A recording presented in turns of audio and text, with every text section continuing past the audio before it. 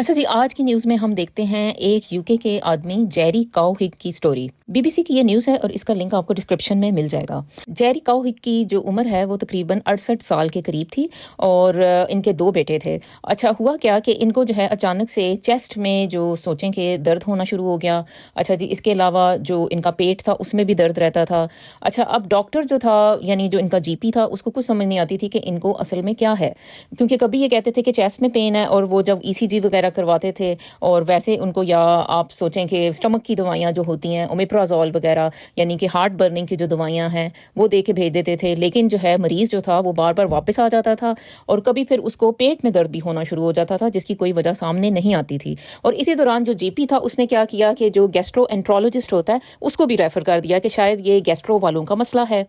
1 साल जो मरीज़ था वो इसी तरह जो है वो इधर से उधर बस वो बेचारा परेशान ही फिरता रहा। अच्छा जी, फिर शायद इनके कुछ एक्स-रेज़ वग़ैरह किए गए तो उसमें पता चला कि जो इनकी कमर है वो बिल्कुल जो है वो खाई गई है कैंसर की वजह से। अच्छा जी, ये वाला जो कैंसर है यानी कि मल्टीपल मायलोमा या ब्लड कैंसर, ये अक्सर मिस हो जाता है और अक्सर इसके जो मरीज़ होते हैं वो या तो 18 माह के बाद या 1 साल तो तकरीबन लग ही जाता है हर मरीज़ को डायग्नोस होने में। और इस दौरान जो होता है ये ब्लड कैंसर काफ़ी ज़्यादा फैल जाता है और मरीज़ का बचना बहुत मुश्किल हो जाता है। अच्छा जी, कुछ मरीज़ जो है ज़ाहिर है उनकी ज़िंदगी तबाह हो जाती है या बिल्कुल ही वो मौत के धाने पे पहुंच जाते हैं, तो ऐसे में वो डॉक्टर्स पे मुकदमा भी कर देते हैं और इसकी कंपनसेशन तकरीबन 50,000 पाउंड से लेकर 77,000 पाउंड तक जो है मिलती मैंने देखी।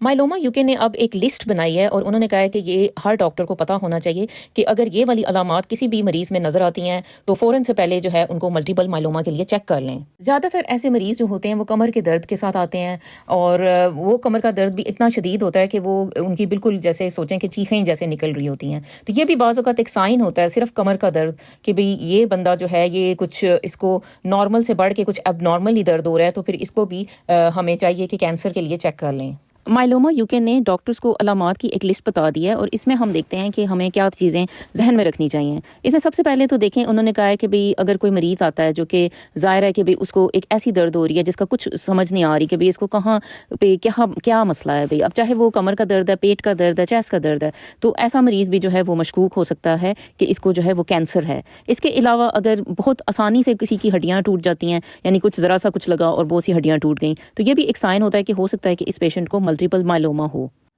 फिर इसके अलावा ये है कि भई अगर किसी के वज़न में अचानक कमी आ जाती है और उसको जो है नोज़ से ब्लीडिंग शुरू हो जाती है, हाथ और पाँव सुन्न हो जाते हैं, आए दिन इन्फेक्शन रहना जिनकी कोई समझ नहीं आ रही कि क्यों हो रहे हैं, ये भी साइंस होते हैं।